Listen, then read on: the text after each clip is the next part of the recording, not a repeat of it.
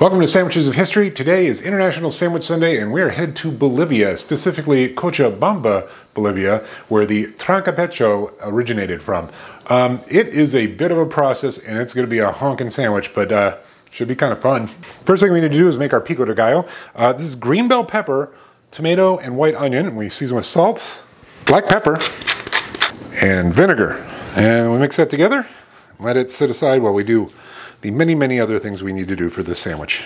Now we boil a couple of the Yukon Gold potatoes for 15 to 20 minutes. Okay, while the potatoes are cooking, we need to flatten this piece of top sirloin steak out.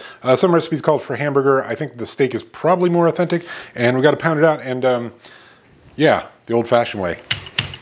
We sprinkle down some breadcrumbs, some more on top, and continue pounding until it's about a 1/4 inch thick. And season with a little bit of salt, black pepper, Sazon, flip it over. Same thing, salt, black pepper, and the Sazon seasoning blend. Okay, cut up the potatoes into 1/2 inch slices, and then we fry those on both sides until golden. Now we cook our meat about 2 minutes each side. It's really thin, so it should cook pretty quickly.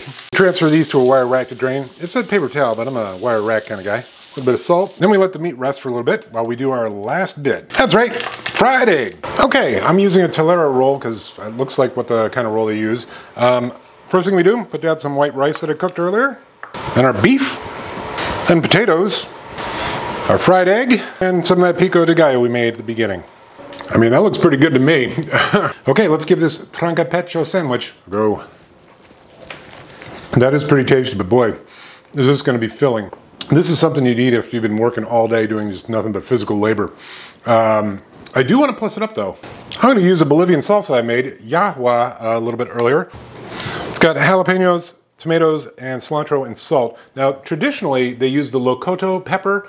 I can't really get that here, and they use a thing called quinquina, which is a plant that's similar to cilantro.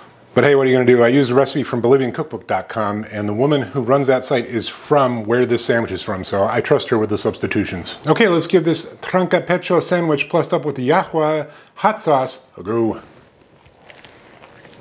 Nice spicy heat, a little bit of cilantro, a little brightness there. It will put me into a food coma, but I don't mind because it's delicious. So the original Trancapecho sandwich, man, that's quite a bit of work, and that is a filling beast of a sandwich. I'm gonna give that a 9. That was just tasty. It is a carb bomb, but it is tasty. Adding on the Bolivian hot sauce, I mean, that's pretty much a 9.5. That is just really good. I don't know if I'd quite call it a 10, but it is up there. It is delicious. I'm definitely gonna finish this over about 2 or 3 days.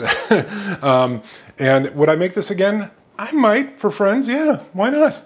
Not for every day though, no way. All right, see you tomorrow.